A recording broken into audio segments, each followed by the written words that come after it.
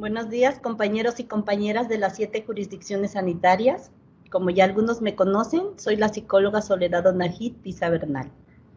Soy responsable interinstitucional de los programas de planificación familiar y salud sexual y reproductiva para adolescentes en el Estado. El día de hoy me toca compartir con ustedes unos temas y unas reflexiones muy importantes sobre nuestro programa de planificación familiar y anticoncepción.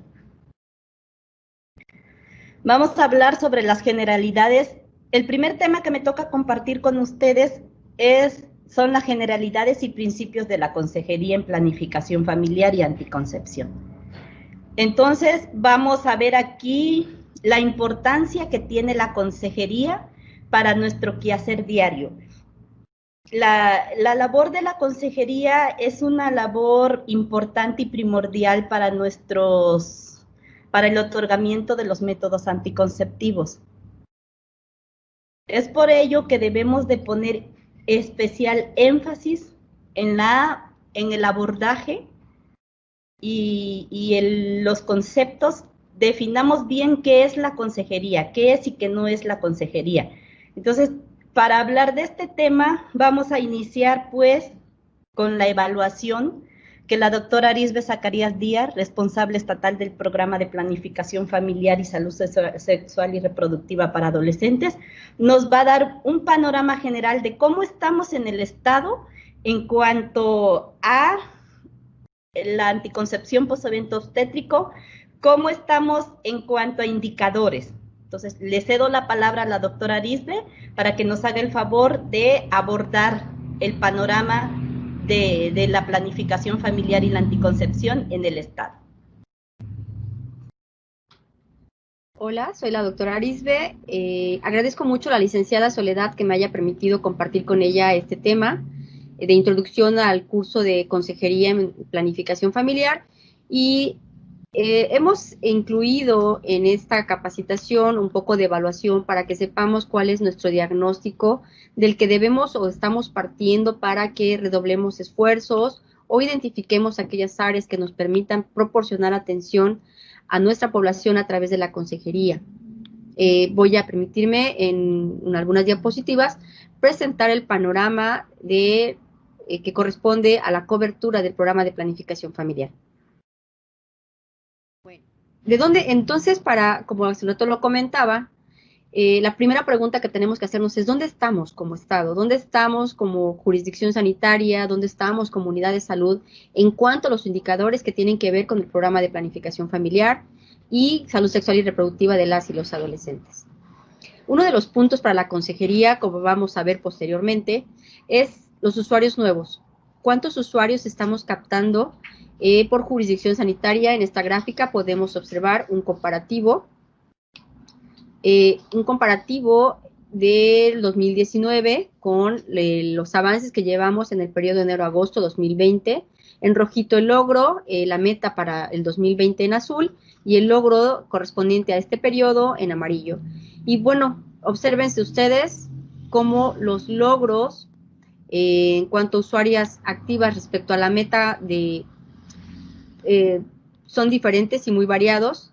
La mayoría en virtud de la meta de 2019, si vemos comparando los logros 2019, en el caso de la Tierra Caliente, lograron captar o registrar a 3.318 usuarias activas.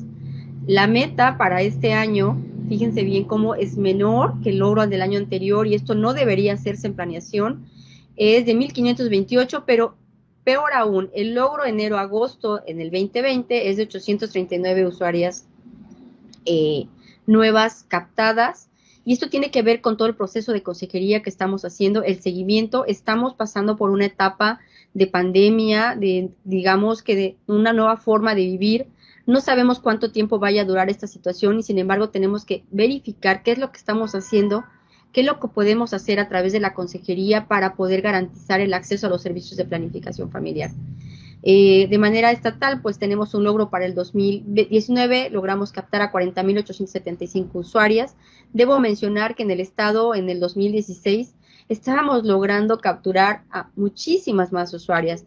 Teníamos un promedio de 120,000 usuarias anuales que captábamos como usuarias nuevas. Sin embargo, en el 2019 bajamos a 40, pero en el logro de lo que va del año, pues tenemos 25,956 usuarias como meta y un logro de 7,000 con un 28% de avance en este indicador. En cuanto a usuarias activas, pues podemos observar ahí igual, con los colores son similares a la diapositiva anterior. Tenemos un logro en el 2019 de 279,000 como estado, 449 usuarias activas. La meta es de 314,000, sin embargo, lo capturado a la fecha solamente son 122,000 usuarias. Este indicador tiene que ver con dos: cómo le estamos dando el seguimiento a nuestras usuarias, estamos proporcionando y cubriendo las necesidades de las usuarias, o qué estamos dejando de hacer para que nuestras usuarias activas no estén acudiendo a nuestros servicios. Originalmente, para esta pandemia, se pidió el apoyo para que a las usuarias activas le pudieran ustedes otorgar su método anticonceptivo y que cubrirla por lo menos por 3 meses. De tal suerte que si le dieron el método anticonceptivo por esos 3 meses, habría que tener el registro adecuado y esto tendrá que verse reflejado en nuestro sistema de información. En cuanto a usuarias activas menores de 20 años, pues igual podemos observar cómo los logros son muy por debajo de lo esperado, pero además con pérdida de 13,496 usuarios a nivel estatal.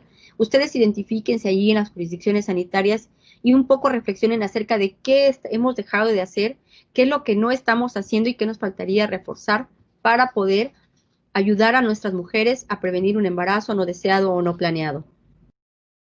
La cobertura, el esperado es cubrir a las mujeres en edad fértil con al menos un 54%. El logro para este año, en el periodo de enero a agosto, es del 16,59%, es decir, estamos muy mal. En este caso, la jurisdicción montaña no aparece con registros de información, es una situación muy grave, tenemos que vigilar qué es lo que está pasando y por qué no ver de manera conjunto con cada uno de sus representantes, tanto jurisdiccionales, de planeación, el jefe jurisdiccional, todos para ver qué tenemos que hacer para que nuestra información aparezca en plataforma. En cuanto a mujeres menores de 20 años, el esperado es un 69% y a nivel estatal, lamentablemente hemos logrado un 8,34%. Pueden ver a la jurisdicción montaña y a la jurisdicción Acapulco y Costa Chica con un registro mínimo de información. Sabemos que esto no es lo real, que existen usuarias que seguramente están acudiendo a los servicios o que se les proporcionó el método, pero sin embargo no aparecen. Entonces, por favor, verifiquen desde sus unidades de salud, porque los generadores de esta información, como vamos a ver posteriormente, pues son las unidades de salud. Entonces, tendríamos que analizar qué tenemos, qué nos falta por hacer y cómo podemos mejorarlo. En cuanto a la anticoncepción post-evento obstétrico, ustedes pueden ver ahí la cobertura. La meta esperada es lograr el 75% mujeres mayores de 20 años de aceptación y en adolescentes el 80%.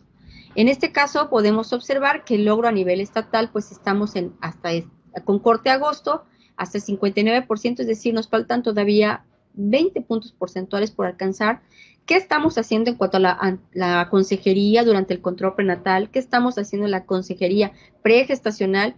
Y son puntos que yo quisiera que ustedes recordaran estas cifras, que si lo vemos fríamente, pues son números, pero al final de cuentas nos están manifestando a una persona, a miles de personas, a cientos de personas que hemos dejado de brindarle atención o hemos dejado pasar de largo la oportunidad de brindar consejería en el uso de anticonceptivos para poder protegerla de una posible muerte materna, de un embarazo no deseado o de un embarazo no planificado.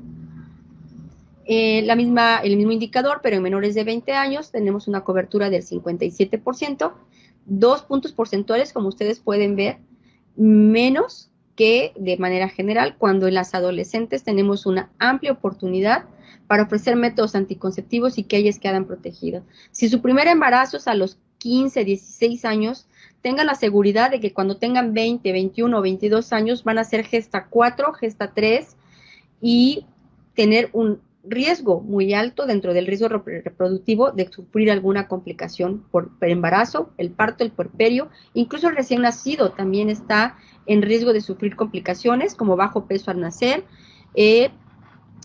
prematurez y otras que pueden ocurrir al al bebé. Ya de manera general, podemos observar la anticoncepción por jurisdicción sanitaria. Tenemos un 68.10% de cobertura. Sin embargo, también aquí debo mencionar que van implícitas aquellas mujeres que ya tuvieron a su bebé, fueron atendidas de su evento obstétrico y que este evento obstétrico, durante su atención en la unidad de salud, donde haya sido primer nivel, segundo nivel, no salió con un método anticonceptivo, pero que tenemos la oportunidad durante el puerperio de ofrecerles consejería para que ellas puedan protegerse con un método anticonceptivo, espaciar su periodo intergenésico, y creo que esto es de suma relevancia para cuidar la salud de todas las mujeres guerrerenses. Igual, anticoncepción en menores de 20 años, una cobertura del 69%. Esto quiere decir que estamos captando muchas mujeres durante el puerperio, pero esto no significa que sea tan bueno. Tenemos que vigilar que la anticoncepción post-evento obstétrico sea otorgada desde el centro, desde la unidad donde se atendió el evento obstétrico. Otro punto importante que quiero tocar aquí es que en los hospitales existe con mucha frecuencia el que las mujeres después del evento obstétrico le digan al personal prestador de servicio, después de la consejería, que no se van a poner el método porque ya lo tienen apartado en su centro de salud. ¿Y cuántas veces en nuestro centro de salud tenemos una carga enorme de trabajo que nos impide justamente a veces darle seguimiento de manera muy puntual y detallada a todos los usuarios y a toda la población que tenemos bajo nuestra responsabilidad? Entonces, permitamos que el personal de salud hagamos la consejería del método anticonceptivo durante el control prenatal desde la primera consulta. Hagamos su consentimiento una vez que ella ha aceptado, bueno, que nos los firme, lo requisite y la podemos referir a la unidad donde se atenderá su evento obstétrico e invitar al usuario y decirle: usted ya aceptó, o mire, ya desea aplicarse un dispositivo intrauterino o desea hacerse una OTB o el método que ella haya elegido, por favor, pídalo en el hospital donde se vaya a atender para que cuando venga aquí ya nada más vigilemos el control y que funcione de manera correcta. Se refuerza consejería y la usuaria o la mujer puede quedar protegida por los siguientes años en donde ella desee limitar o espaciar su vida reproductiva. En cuanto a oclusiones tubarias bilaterales, que es un método de planificación familiar, como todos sabemos, permanente, pues también hemos tenido un logro muy, muy por debajo de lo esperado. Esto tiene que ver con que en este momento de pandemia, pues a lo mejor no pueden acercarse a las áreas hospitalarias. Sí les pediría de favor que las identifiquen y que las tengan en alguna relación específica para que a través de las coordinaciones de planificación familiar en las jurisdicciones sanitarias, pues les podamos dar seguimiento, pero además ver las alternativas para irlas programando poco a poco y que las mujeres les estemos garantizando este derecho a su salud reproductiva. En vasectomía sin bisturí, pues hemos justamente logrado incrementar esta cifra. Esto tiene que ver también con el involucramiento de los hombres en la planificación familiar y que no tenemos que perder de vista que debemos brindarles consejería también a los hombres, hacer actividades de promoción específicamente con hombres y verán que poco a poco vamos posicionando. Esto es un tema muy delicado, digámoslo así, porque tiene que ver también con la expresión de masculinidades, ¿no? Cómo han enseñado a los hombres a comportarse, la parte de masculinidades hegemónicas, conocidas como machismo. Tenemos que ir poco a poco como personal de salud verificándolas y apoyando a desaprender ciertas actitudes en los señores, en los hombres, para que puedan seguir involucrándose en el tema de participación de planificación familiar, en lo que a vasectomía se refiere. Ustedes pueden observar, los logros son muy, muy bajos. Si nos comparamos con otros estados del país, bueno, en su momento hay estados como Quintana Roo, como Guadalajara, en donde pensamos que ahí los hombres son tienen alta machismo.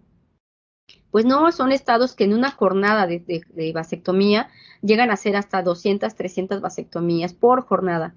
Nosotros hacemos 5, 6, pero eso no implica que estamos mal, implica que estamos tratando de cambiar este posicionamiento de los hombres en cuanto a la salud reproductiva, que también les estamos enseñando que también ellos deciden, pero además que estamos involucrándolos en el tema de cuidados del embarazo, que estamos involucrándolos en el tema de los cuidados en el uso del método anticonceptivo. Los indicadores que acabamos de comentar tienen que ver con el proceso en el programa de planificación familiar, en cómo estamos otorgando los servicios, qué seguimiento le damos, etcétera. Sin embargo, planificación familiar tiene indicadores de impacto. Como son la tasa global de fecundidad, este indicador nos demuestra el promedio de hijos que tiene una mujer durante su vida reproductiva. Y para el 2017, con estimaciones del Consejo Nacional de Población, teníamos 2.3 hijos por mujer, 2.4 hijos por mujer. Sin embargo, para el 2020 se estima que tengamos 2.2 hijos por mujer. Es decir, no ha habido un cambio significativo en reducir la tasa global de fecundidad. En cuanto a la tasa de fecundidad adolescente, esto es diferente al anterior, expresa el número de nacimientos por cada 1000 adolescentes, es decir, el número de nacimientos, el número de hijos que tienen por cada 1000 adolescentes. Ustedes pueden observar estas cifras, sin embargo, en la ENADIT, y no lo anoté aquí, en la ENADIT 2018, la alcanzamos una cifra de tasa de fecundidad adolescente de 81. Esto significa que estábamos por encima de lo que en 2009 teníamos, que era 69. Pero si comparamos todas estas cifras con el 2009, en donde teníamos una tasa de fecundidad adolescente de 69.3, si no me falla la memoria, actualmente tenemos una tasa de fecundidad adolescente 71. Quiere decir que en lugar de bajar en el embarazo en adolescente, como estado hemos subido a tener 71 nacimientos por cada 1000 adolescentes. La cobertura general de planificación familiar, pues ustedes pueden observarla, va del 42 al 21, hemos ido a la baja, y esto es una cifra muy preocupante porque quiere decir que a lo mejor no estamos ayudándole a nuestras mujeres a decidir de manera informada acerca de cómo espaciar un embarazo o cómo decidir acerca de su vida reproductiva. Un punto importante es cuánto hemos enseñado a tanto a hombres como a mujeres a que una vez que se unen, no pueden justamente darse tiempo a conocerse, y que no sea como que la unión tenga como objetivo el procrear, sino más bien el disfrute de una vida sexual y placentera. En cuanto a la cobertura adolescente, pues también podemos ir viendo cómo vamos como Secretaría de Salud a la baja, y que tenemos muchas actividades, y no perder de vista que para la atención del adolescente tenemos un marco jurídico que nos respalda para brindar servicios incluso de anticoncepción, como lo mencionan en la norma oficial 047, que es la norma para la atención del grupo etario de 15 a 19 años de edad. Otro indicador que no viene aquí, pero que debo mencionar, es el indicador que tiene que ver la proporción de embarazos adolescentes menores de 15 años. Debemos recordar como prestadores de servicios que las niñas de entre 10 y 15 y 14 años de edad, o menos de 15 años, son niñas que realmente, si hiciéramos una encuesta y les preguntáramos cuánto, si ellas desean quedar embarazadas, ni siquiera lo tienen en mente. Entonces, uno de los aspectos que debemos cuidar con mucho, mucho, mucho detalle, con toda la sensibilidad, es informar a todas nuestras niñas menores de 16 años acerca de la violencia, a identificar factores que tengan que ver con el que sean coercionadas para tener vida sexual, muchas de las veces por personas mayores, y esto lo llevan a un embarazo no planificado, pero es un embarazo que de muy alto riesgo, pero que tendríamos que tener nosotros a la vista. A nivel nacional somos el segundo lugar en embarazos menores de 15 años. Esto significa que en esta etapa, en este proceso de consejería, a través de la consulta del niño sano, a través del acercamiento, tenemos que enseñar tanto a los padres, a las madres, a identificar situaciones de violencia que pudieran poner en riesgo la integridad de la niña menor de 15 años, asimismo como aplicar instrumentos de violencia que nos permitan identificar si un adolescente en este grupo etario de 10 a 14 años de edad está sufriendo violencia, está siendo coercionada y que pueda sufrir un embarazo no planeado. Todas las niñas menores de 15 años, de acuerdo al objetivo de la Estrategia Nacional para la Prevención del Embarazo en Adolescentes, no deberían tener un embarazo. Otro indicador de impacto es la demanda insatisfecha de métodos anticonceptivos. Este indicador expresa el número o porcentaje de mujeres que en un momento determinado necesita método anticonceptivo, pero no no puede acceder a ellos. ¿Y esto por qué? Puede ser porque no hay un centro de salud cercano, porque no le estamos ofreciendo los servicios, porque va a nuestro centro de salud y no pudo hablar con nosotros de métodos anticonceptivos. Por cualquier situación, ella desea usar un método anticonceptivo y no se lo estamos proporcionando. Ustedes pueden ver las cifras a nivel nacional. La necesidad insatisfecha en el 2009 era de 9.8. En Guerrero era del 17.9. Hemos disminuido, pero sin embargo seguimos estando por encima del promedio nacional. ¿Esto qué significa? Significa que tendríamos que reforzar más nuestras actividades porque tenemos muchas mujeres que desean utilizar métodos anticonceptivos, pero que por alguna razón no los están recibiendo. Entonces, a través de la consejería podemos incluso reducir aún más la demanda insatisfecha de métodos anticonceptivos que tenemos. Y nada más como puntos para partir en nuestra consejería, en Guerrero las mujeres inician su vida sexual a partir de los 17 años de edad, un año menos que a nivel nacional, que inician a los 18 años de edad. Esto tiene que ver con toda la información que reciben los adolescentes. Pero lo grave de esta situación además es que inician el uso del primer método anticonceptivo hasta 5 años después. En promedio, nuestras mujeres, después de iniciar su vida sexual, inician el uso de método anticonceptivo hasta los 22.5 años de edad. Entonces, si inician su vida sexual a los 17, pero su primer método lo utilizan a los 22 años, casi 23 años, tenemos 5 años en donde la mujer tiene un riesgo elevadísimo de un embarazo no planeado o no deseado y por tanto de sufrir complicaciones. Entonces, no perdamos de vista a nuestras adolescentes, a todas, para darles información acerca de sus derechos sexuales y los derechos reproductivos y no perder de vista las oportunidades que tenemos en este grupo de mujeres, todas adolescentes y mayores, para ofrecer los servicios que nosotros otorgamos en nuestras unidades de salud de planificación familiar. Los nacimientos en adolescentes, ustedes los pueden observar, desde el 2013 al 2020 se ha ido reduciendo, no significativamente, nos falta mucho por hacer y creo que podemos atender a los adolescentes y darles una mejor oportunidad de consolidar su proyecto de vida. Gracias, esa es mi participación en cuanto a el panorama o dónde estamos posicionados como Estado en los principales indicadores del programa de planificación familiar y salud sexual y reproductiva. Muchas gracias.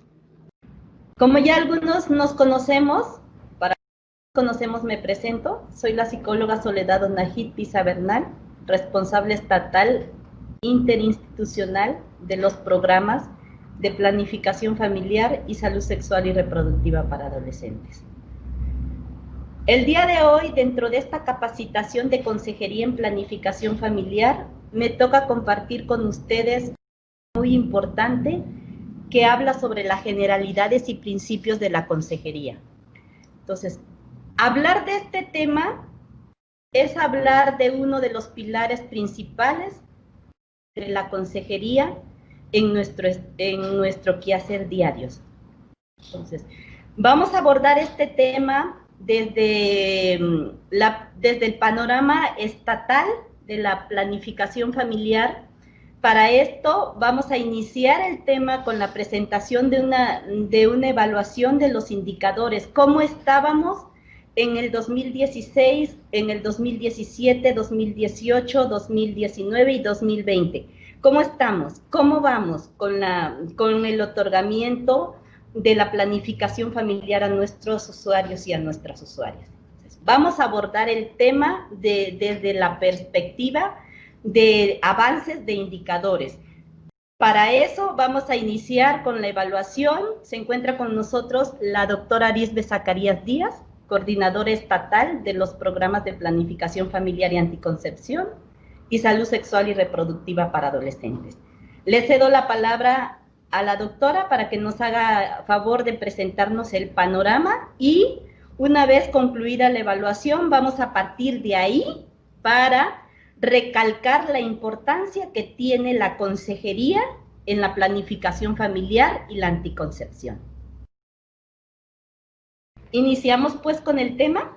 El tema, como les dije, son las generalidades y principios de la consejería.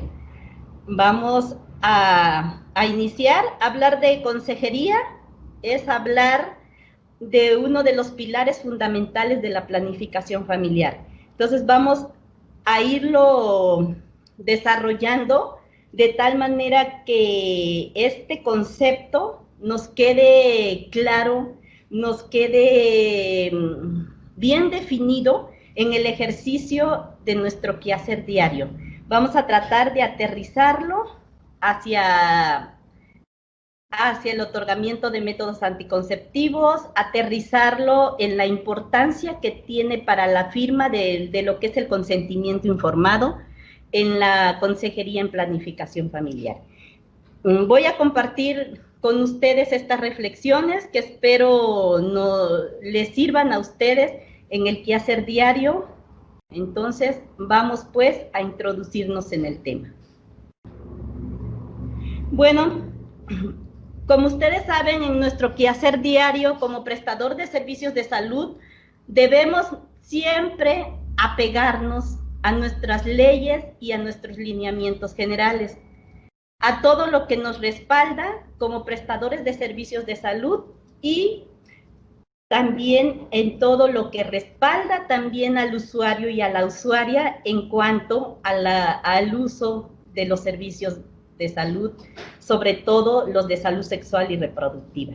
Entonces, debemos de estar protegidos y también debemos proteger los derechos sexuales y los derechos reproductivos de nuestros usuarios.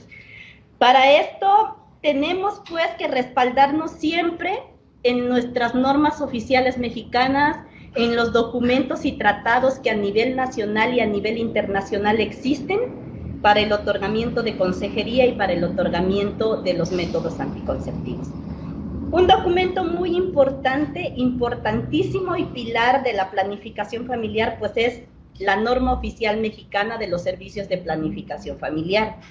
Ahí podemos encontrar todo lo necesario tanto para la promoción y la difusión de los métodos anticonceptivos, la información, la educación, la consejería, que es pilar fundamental para el otorgamiento de los métodos anticonceptivos, la selección y prescripción y aplicación de la metodología anticonceptiva, la identificación y manejo de casos de infertilidad y esterilidad. Todo lo que abarca nuestro programa de planificación familiar se encuentra contenido en la norma oficial mexicana 005. No tenemos que buscarle más.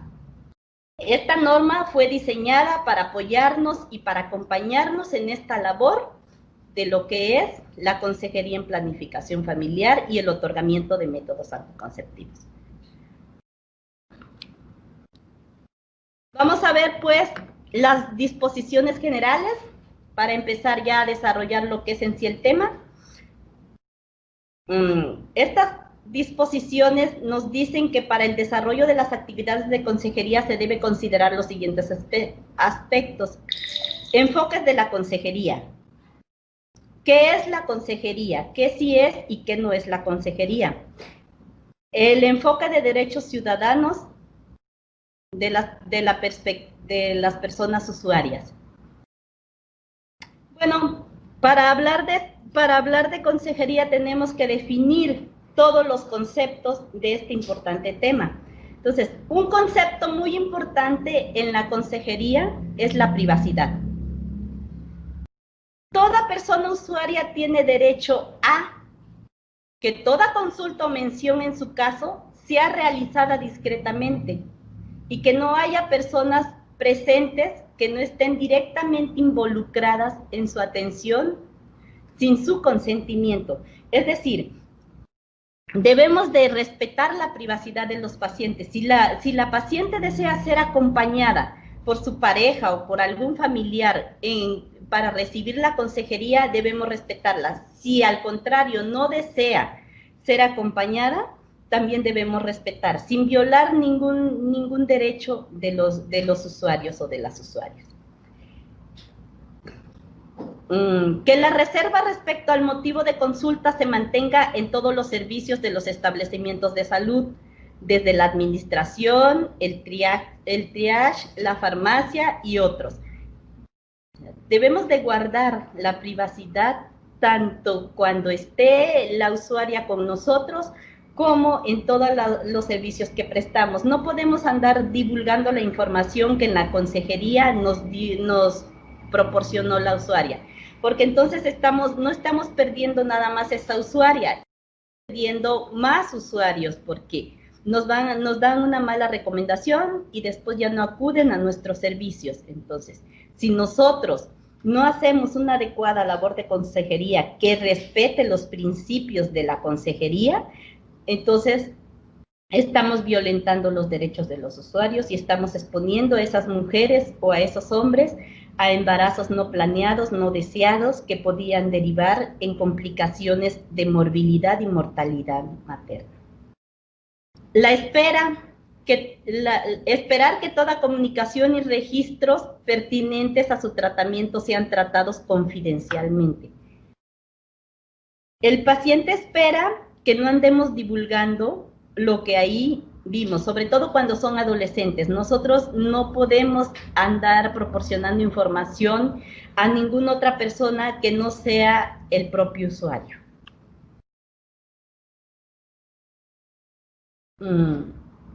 Ser examinado en instalaciones que aseguren la privacidad visual y auditiva. Todos nuestros pacientes tienen derecho a privacidad, tienen derecho a que nosotros busquemos un lugar aislado de ruidos, aislados de la curiosidad de las demás personas y podamos brindarles una adecuada consejería para que la elección del método que ellos decidan sea la más conveniente y la más pertinente para ellos.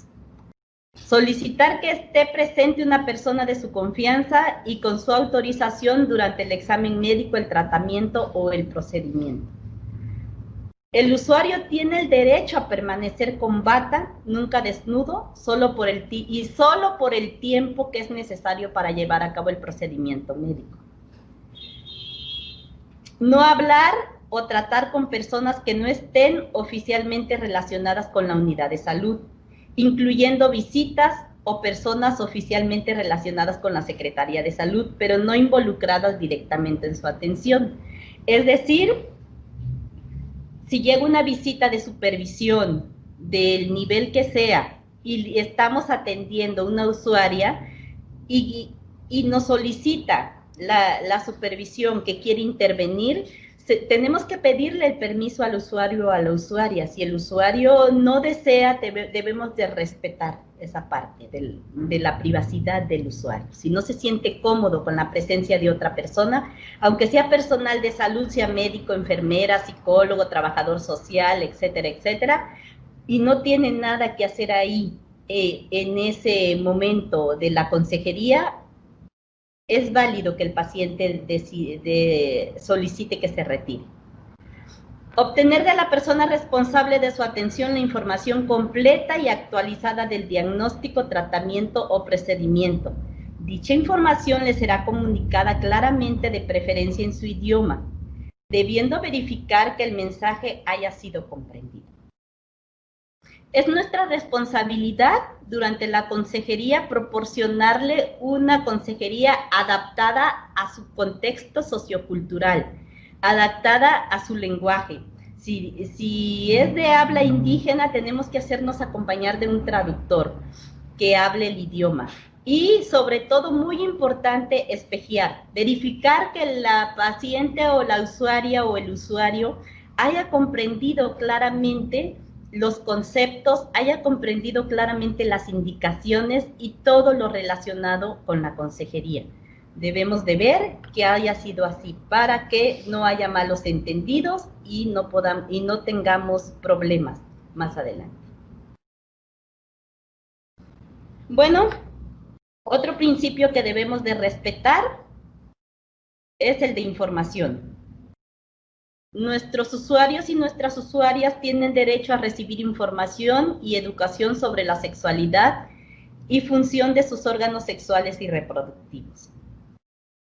También tienen el derecho de recibir información completa sobre las características, mecanismos de acción, beneficios, efectos posibles y complicaciones, protección frente a las infecciones de transmisión sexual, incluyendo el VIH-Sida, posibilidades de falla y contraindicaciones de todos los métodos anticonceptivos que ofrece la Secretaría de Salud.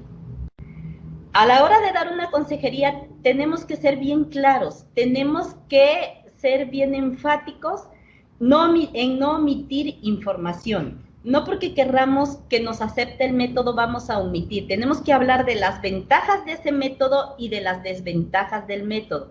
Tenemos que ser claros en proporcionar a los usuarios toda la información necesaria sobre los métodos anticonceptivos que estamos manejando.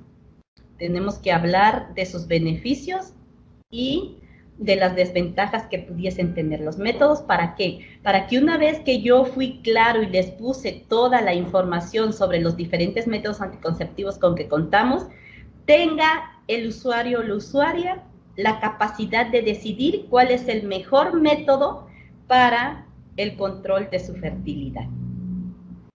Tenemos que ser claros sin omitir ningún tipo de información. También nuestros usuarios tienen derecho a recibir por escrito a su solicitud los resultados de análisis y otras pruebas diagnósticas, indicaciones, procedimientos y tratamientos.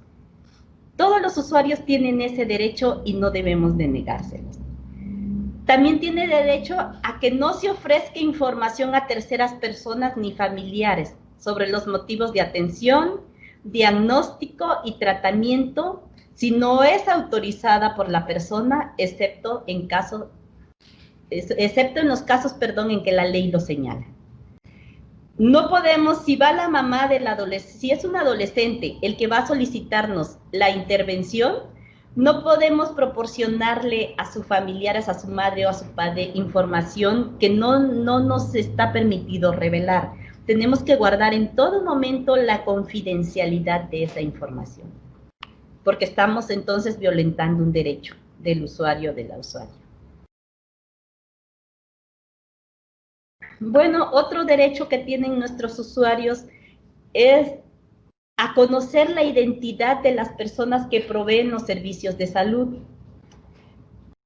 Ellos tienen el derecho a que los profesionales y personal de salud estén debidamente identificados para brindar el servicio. Tienen el derecho de que cuando lleguen a solicitarnos una consejería, nosotros primeramente tenemos que presentarnos, tenemos que identificarnos. ¿Quiénes somos? ¿Cuál es el objetivo que tenemos de estar ahí en los servicios de planificación familiar? Identificarnos ante nuestros usuarios, que nos conozcan, que sepan que estamos ahí para apoyar, que estemos plenamente identificados. Conocer el nombre de la profesional de salud a cargo de su atención. Conocer quiénes son las personas responsables de autorizar y llevar a cabo los procedimientos de atención o tratamiento. Acuérdense, es muy, muy importante el establecimiento del rapport, de darle confianza, de darle esa confianza a los usuarios, de ser cordiales, de ser cálidos en la otorgación de los servicios, porque solo de esa manera vamos a lograr ganarnos la confianza del usuario o de la usuaria, y solo de esa manera el usuario va a acceder a que nosotros le hagamos tal o cual procedimiento. Un punto muy importante es la seguridad personal, tanto de los usuarios como de nosotros como prestadores de servicios de salud. Toda persona usuaria tiene derecho a tener seguridad en la atención mediante prácticas adecuadas, el cumplimiento de los estándares sanitarios correspondiente a cada nivel. Que las instalaciones de salud cumplan con las medidas de privacidad, bioseguridad y protección necesarias para su seguridad. Sobre todo en estos tiempos de pandemia, tenemos que garantizar eso. Tenemos que garantizarles esa seguridad de que si ellos acuden a nuestros servicios de salud, no van a correr ningún riesgo. Tenemos que garantizarles esa parte. Ahorita a lo mejor hemos perdido usuarios por el miedo que tienen al contagio por el COVID. Entonces, cuando nosotros garanticemos a nuestros usuarios la atención del servicio, es en la medida en que los vamos a ir recuperando, en la medida en que ellos se van a ir acercando a nosotros. Tenemos que darles esa seguridad de que el personal esté debidamente protegido y de que ellos también acudan debidamente protegidos para disminuir los riesgos de posibles contagios. Otro punto importante es la comunicación. Toda persona usuaria también tiene el derecho a poder comunicarse de manera verbal o escrita con personas de su elección. Durante su hospitalización, a través de visitas, cuando la persona usuaria o usuario no hable ni entiende el idioma español, deberá tener acceso a su intérprete en la medida de lo posible. Ellos pueden hacerse acompañar o la unidad de salud, si cuenta con algún traductor en esa lengua que la persona hable, para poder facilitar el proceso de la orientación consejería. En la toma de decisiones, tienen derecho a tomar decisiones relacionadas con su tratamiento o atención de salud. Este acto deberá basarse en una explicación clara y concisa de su condición, los procedimientos técnicos implícitos, incluyendo el riesgo de muerte, reacciones serias o problemas relacionados con su recuperación. Los usuarios tienen ese derecho a que nosotros seamos claros. A explicarle claramente, si contamos con videos, si contamos con material auditivo o visual, rotafolios, muestrarios, a explicarle cuál es el tipo de procedimiento que le vamos a realizar de acuerdo al método de su elección. Tenemos que dejarle bien claro y espejear siempre que el paciente haya entendido, haya comprendido, haya asimilado la información que le proporcionamos. Dejarle claro cuál es el procedimiento. Si escogió la colocación del DIU, vamos a hacernos acompañar de un muestrario de lo que dispongamos en nuestra unidad. Si no tenemos un video, pero tenemos un muestrario, tenemos un rotafolio, ahí le vamos a explicar cómo es que ese DIU va a ser colocado, cuál es el procedimiento que vamos a realizar, dejarle bien en claro el procedimiento a seguir de cada método. ¿Para qué? Para que el paciente tenga la confianza de que el procedimiento que vamos a hacer nosotros lo dominamos, nosotros lo estudiamos y lo tenemos también como prestador de servicios de salud bien claro, cuáles son los pasos a seguir y los pasos a realizar. El paciente también tiene derecho a no ser sometido a procedimiento alguno sin su consentimiento informado voluntario. A no ser sometido a presión alguna para elegir un método anticonceptivo o a no hacerlo, especialmente en situaciones de estrés tales como las vinculadas al parto o al aborto. Acuérdense que la consejería tiene que ser durante todo el proceso del embarazo. Ya se nos embarazó, vamos a aprovechar toda oportunidad que venga la paciente a consulta por su embarazo para darle consejería y para ofertarle los métodos anticonceptivos más apropiados para después de su parto. Entonces, no podemos estar insistiéndole cuando está en labor de parto o cuando recién salió de una cirugía por el parto o cuando recién salió de un aborto. Debemos de respetar esa parte de la privacidad de las usuarias. No podemos estar ahí insistiéndole en la adopción del método anticonceptivo. Si ya nosotros, el primer nivel encargado de esa parte, ya realizó la parte de la consejería, entonces, si ya hay un consentimiento firmado para el otorgamiento de tal o cual método anticonceptivo, debemos de basarnos en eso. Y si aún estando el consentimiento firmado, la paciente decide desistirse de ese método, también debemos de respetar su decisión. Lo que sí debemos de hacer es reforzar la consejería.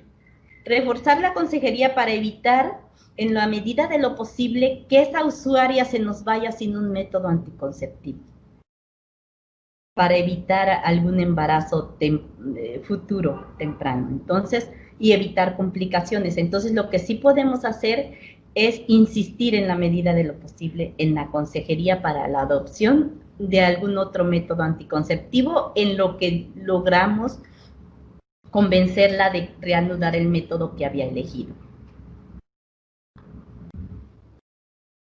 Otro punto muy importante es consultar ellos tienen derechos como usuarias y usuarias a consultar con otros profesionales de salud antes de dar su consentimiento sin perder ningún beneficio o derecho de atención de los servicios de salud. Si el paciente no está de acuerdo con la opción que le estamos dando nosotros, es muy válido que el paciente diga, ¿sabe qué? Yo quiero tener la oportunidad de consultarlo con algún otro médico o con algún otro profesional de salud de mi confianza. Y debemos de acceder a eso. Y no por eso vamos a negarle el servicio a los y las usuarias. Si el paciente decide tener una segunda opinión, está en todo su derecho y nosotros como prestador de servicios de salud debemos de respetar eso. También tienen derecho a estar informados o informadas del propósito de la unidad de salud de realizar algún proyecto de investigación. Tienen el derecho a rehusar su participación en dichas actividades o en actividades de entrenamiento clínico, sin perder ningún beneficio o derecho de atención de los servicios de salud o a participar voluntariamente luego de haber dado su consentimiento. Si nosotros como prestadores de servicios de salud estamos en algún proyecto y estamos realizando alguna tesis o algún trabajo, debemos primero solicitarle a nuestros usuarios y nuestras usuarias su permiso y su consentimiento para la realización de tal o cual estudio, de participar en tal o cual encuesta, de participar en tal o cual hipótesis que nosotros queramos desarrollar. Y si el paciente no está de acuerdo, es muy respetable, no por eso va a perder ningún derecho, ni nosotros le vamos a negar ningún servicio. Entonces, también debemos de ir puntualizando esa parte. Si el paciente quiere participar, adelante, que nos dé su consentimiento, si es por escrito, mucho que mejor. Y si no quiere participar, también es muy respetable.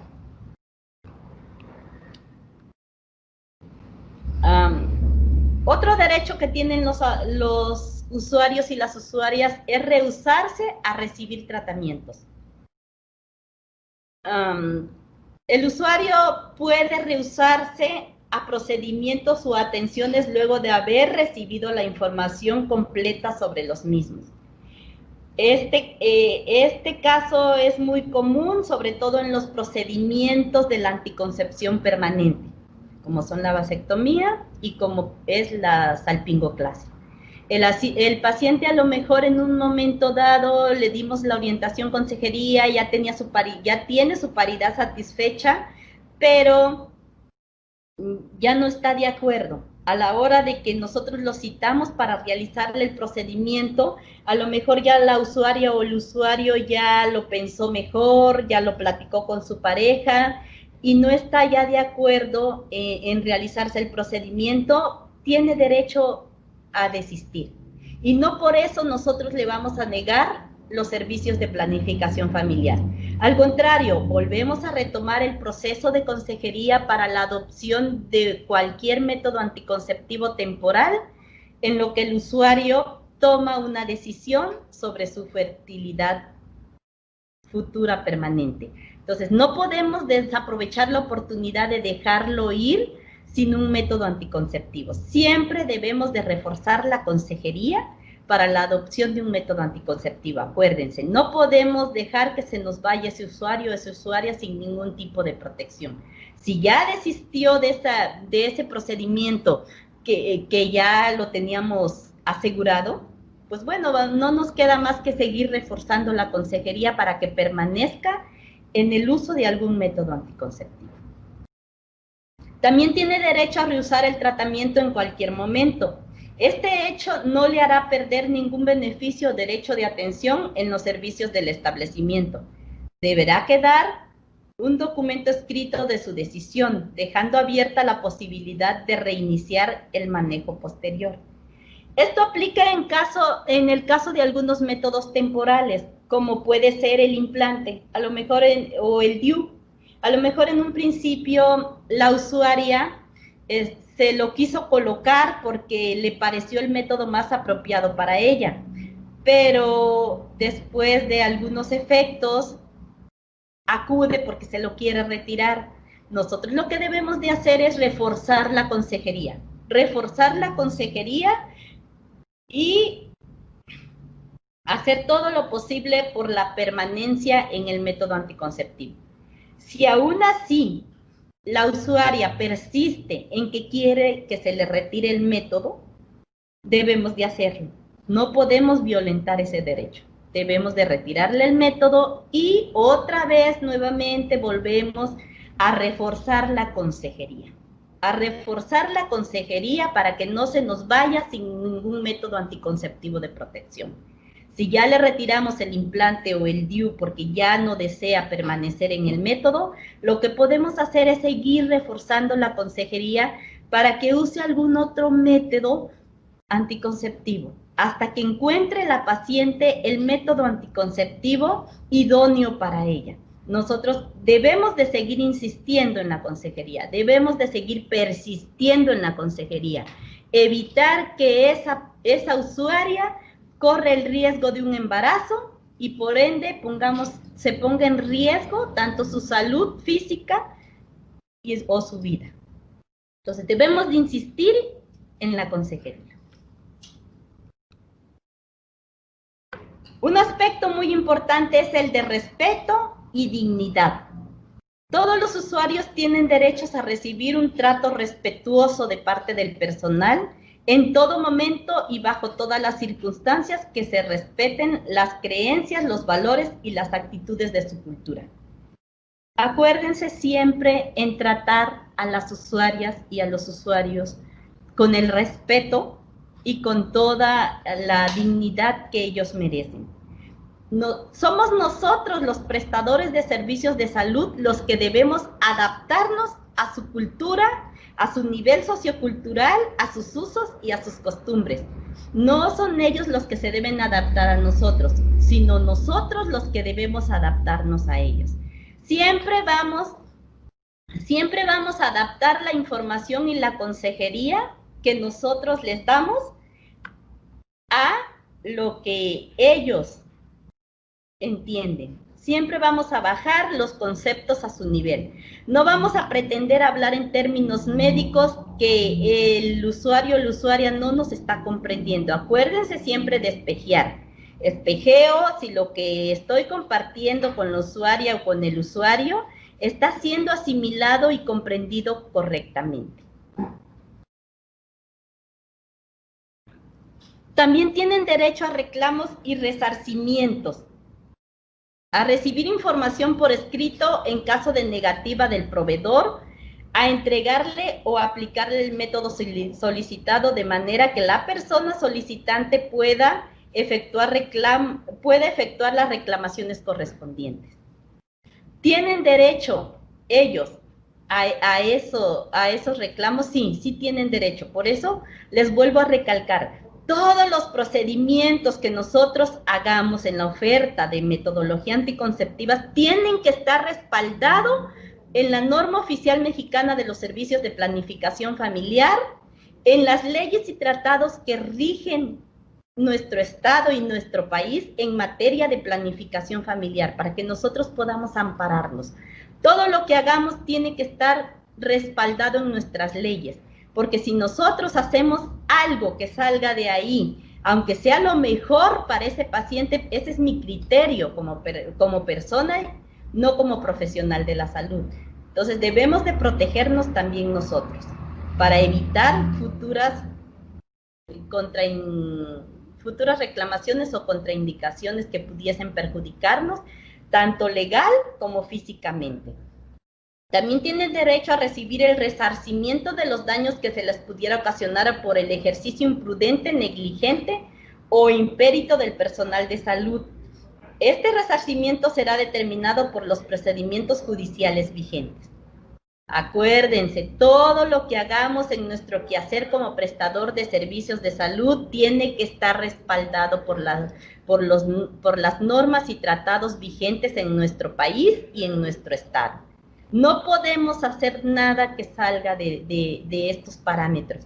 ¿Por qué? Porque también nosotros tenemos el derecho Así como ellos tienen derecho a protegerse, también nosotros tenemos el derecho de proteger y salvaguardar nuestra integridad física como prestador de servicios de salud.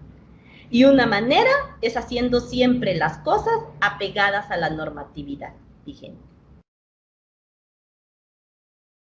Sus derechos reproductivos, de acuerdo con el capítulo 2, principio 8 del programa de acción de la Conferencia Internacional sobre Población y el Derecho, realizada en El Cairo en 1994, toda persona tiene derecho a disfrutar del más alto nivel posible de salud física y mental, tener acceso en condiciones de igualdad entre hombres y mujeres a los servicios de atención que incluyan la planificación familiar y la salud sexual y reproductiva, a ser atendidos en salud reproductiva sin ningún tipo de coacción, a decidir libre y responsablemente el número y el espaciamiento de sus hijos y a disponer de la información, la educación y los medios necesarios para poder hacerlo.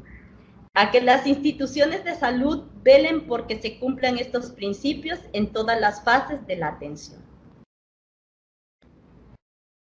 En la consejería, pues en este principio de consejería es muy importante que nos quede claro el enfoque de género, la importancia que tiene el enfoque de género en los principios de consejería.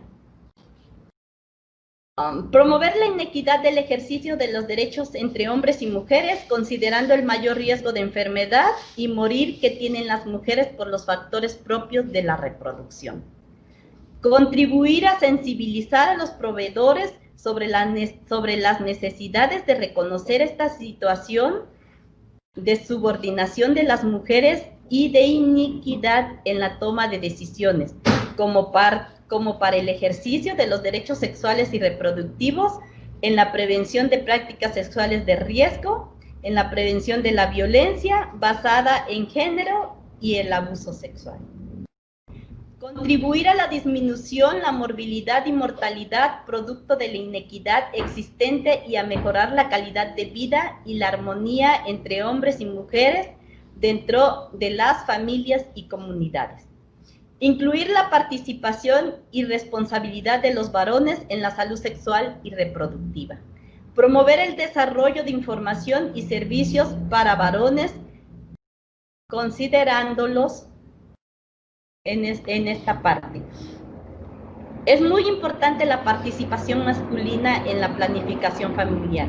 Es muy importante que tengamos eso presente, que también sensibilicemos a los hombres de la importancia que es el acompañamiento en la salud sexual y reproductiva de la pareja. La Organización Panamericana de la Salud señala que la interculturalidad está basada en el diálogo, donde ambas partes escuchan, donde ambas partes te dicen y cada una toma lo que puede ser tomado de la otra o sencillamente respetar sus particularidades e individualidades.